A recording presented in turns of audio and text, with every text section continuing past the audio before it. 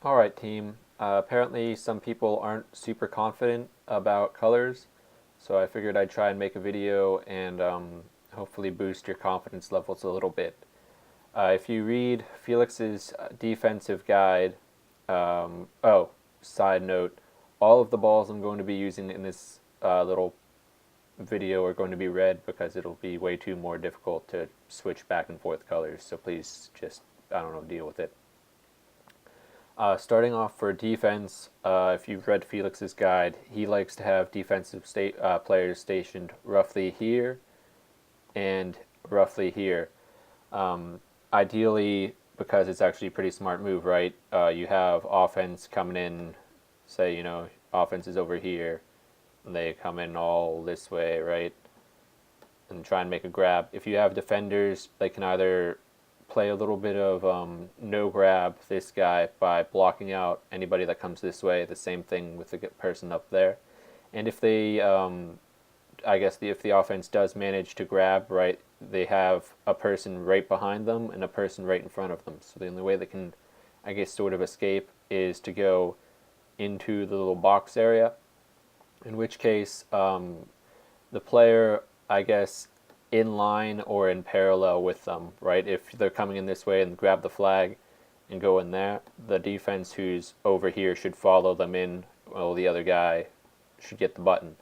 Same way is if they come in from the top and grab and go down in here sort of vertically, the player who's right here should go in while the player who's over here should go up and get the button.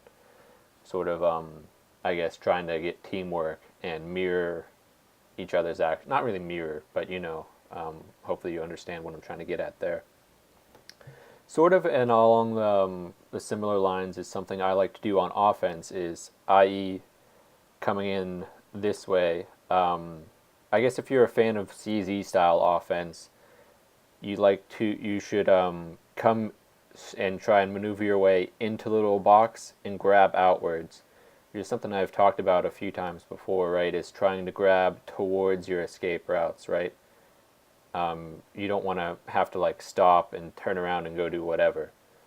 But I guess if the other team is playing a tight defense, it's going to be difficult to grab because if you're in here, all they have to do is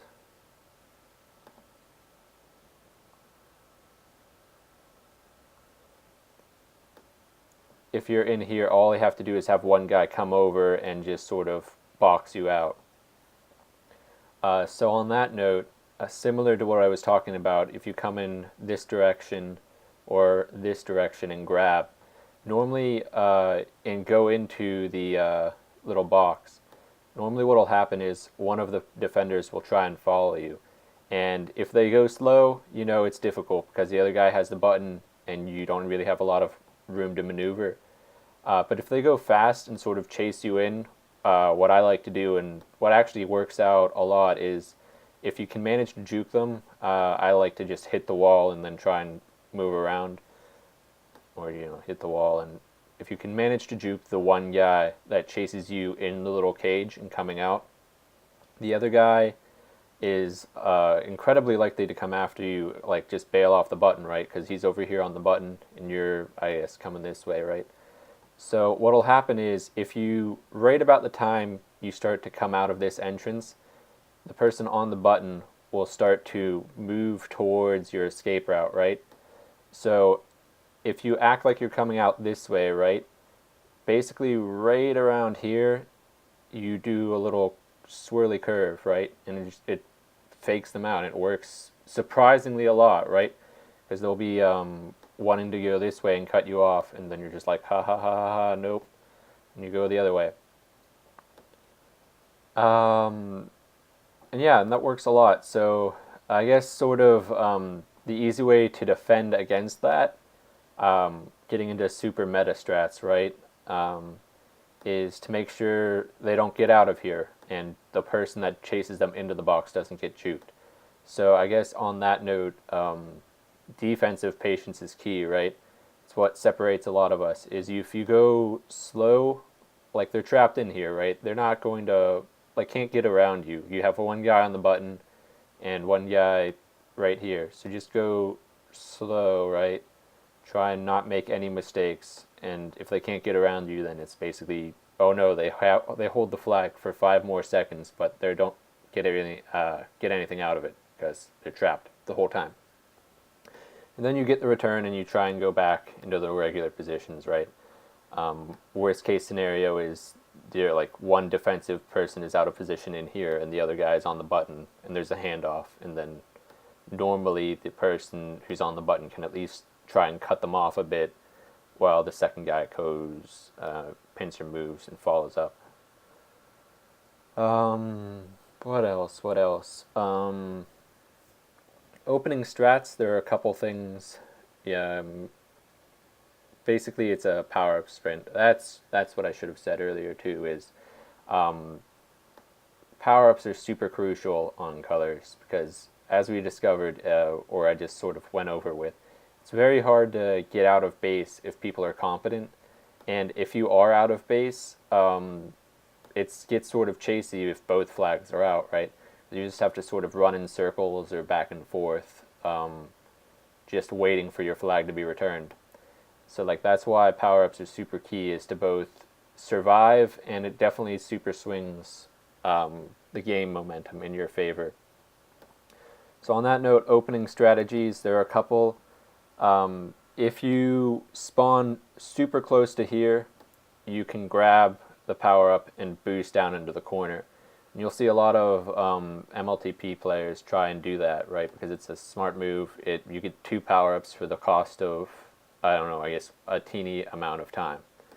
But on the other note is, if you actually spawn about here on defense, you can make it up to the corner roughly the same exact time as the people who are boosting are. So that can be, I guess, sort of a decent move too, is just try and cut off things that way. A couple other opening strategies are to have one of your guy get on the button whilst the other guy grabs the power up and goes through the middle.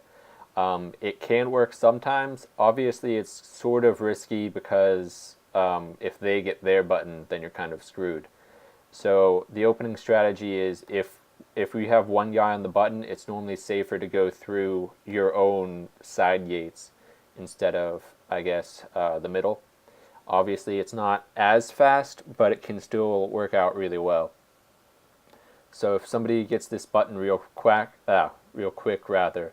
you can sort of go through the gate, hit the boost, and, make a very quick grab while people are still out of position looking for power-ups or whatever. On the subject of boosts, obviously try and get a little confident.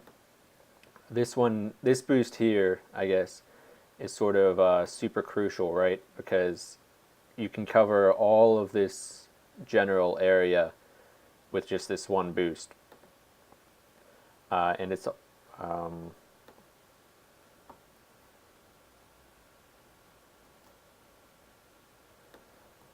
with just this one boost, and it's also an offensive boost. Obviously, a lot of defense have trouble with it. Is you hit the side, ricochet, grab, and then you're just sort of out. And on that note, Felix's defensive guide is, defensive positions rather, work out pretty well, right? Because if they come in this way, bounce off, the best thing to do is to be roughly over here in this area, because if they boost in diagonally, a lot of the times they'll end up hitting this side wall over here. And then if you're in this area, you can respond to it super fast. I haven't really seen it done that often, but you can also do sort of this diagonal boost, in which case the other position is also key, because, wall, and you have this person here. Obviously, you want to try and be a little closer to the wall. And you do have the benefit of being able to see if somebody is trying to take the boost, so you should always be aware of that. If they do manage to get out of base, it's super crucial to communicate. A lot of times it can be easier to go for the button and, I guess, swoop through to just try and cut off a little bit of their momentum. Like offense has to be aware of it. If they know that they're coming left side, you want a guy roughly over here, because if they come up this way, then it's great, right? But if they come up, well, no, I guess sort of if you're over here-ish, they can always peel out this way. But if you're right here, I guess sort of you have the ability to try and block off and force them to go through the tunnel, which is a little trickier, right? Because then you can't really block them from going in, and if they have a defender, like say up here, obviously they're going to move down and try and stop you whenever their flag's right here. But it buys a second or two more time, hopefully for I guess your defense to catch up, or possibly there's, I don't know, another offender who can swoop in and just sit right over here, reverse trap them that way. But it's all about buying time for like defense, right? One-on-one, it's super hard to nail somebody unless you get them trapped in the corner.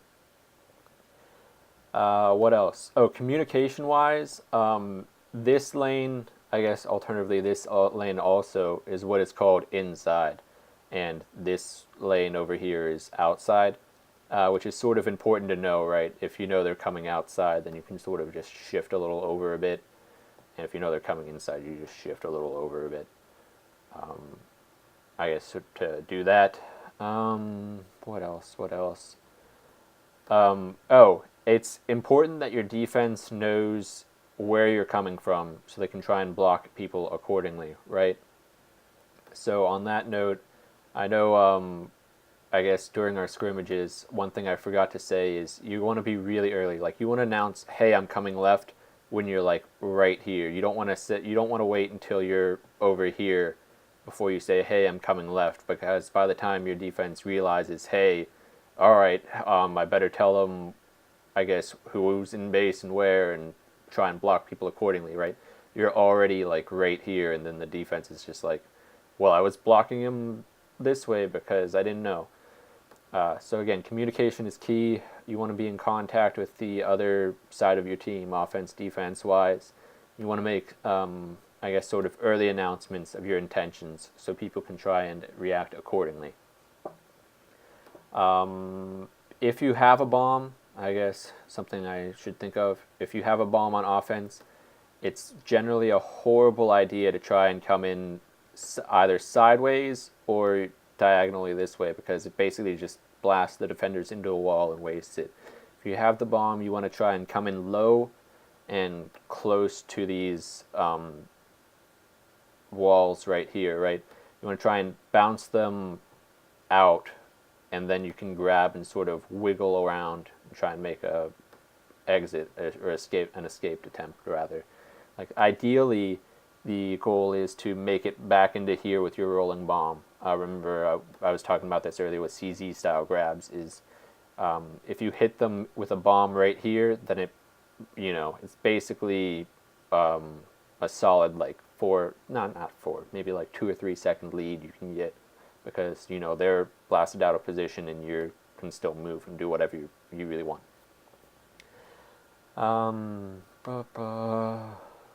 Button control is crucial. I think Ape-A-Day was talking about it earlier. Maybe Pithy brought it up. Yeah, I think Pithy brought it up actually. If you're on the button, be aware that people are going to try and push you off of it. Crucially with the boost is normally like a big thing, but obviously you can see, most of the time you can see them coming for this boost and try and just get out of the way. If you go fast enough with this boost, you can blindside them sometimes. But I guess in our little scrimmage, I fell for myself as I just tried to keep pushing them off the button, and they just stayed on it and stayed alive. And it's obviously, sometimes it's best to just say, you know what, fuck it, you can have that button, and I'll go do something else. Because while it is super useful for somebody to have the button for the other team to go through, you'd be surprised how rarely it can be used, just because of the communication required and I guess trust also required. So on that note, we're going to have to try and work on, I guess, trusting our teammates to get the button for us, and other things of that nature. Which is where something I think Felix's guide, I guess, sort of leaves out is if both players are sort of in here, it works out really well for, I guess, no grab or quick return. But if somebody does manage to get out, well, no, actually, no, that does work out fine. I guess for defensive gate, that can work out fine too because one person can get the button and then the other person can go through. I was thinking more of I guess offensive gate, right? If you're over here with the flag, you say, "Hey, I need button," like right now. Your defense has to travel, I guess, a solid 2 or 3 seconds away up to get this button, and I guess sort of leave their position open for a bit. So I guess on that note, it might be a little better to be a little further away from the flag, but I don't want to say, there's never 100% you should be here all of the time in Tag Pro. It's always, I guess, situational awareness. So hopefully we'll get a few more scrimmages in and, I guess, be aware of when you should go and get the button for your team and when you should, I guess, just deal with it and play your position a little more. So that's important, always important. I guess more and more often is just never leaving the opponent's team flag and base, is having, I guess, your second offensive partner be ready with the re-grab always so they can, I don't know, you get popped over here. Oh, well, your defense, I guess your guy has the flag and you can go the other way. So that's another thing to be aware of is that if you know that the defenders have chased the flag carrier one, say down this way, that there obviously shouldn't be any defenders over here. And they might know which way you're coming, but I guess they're at least not directly in position by the time you're over there.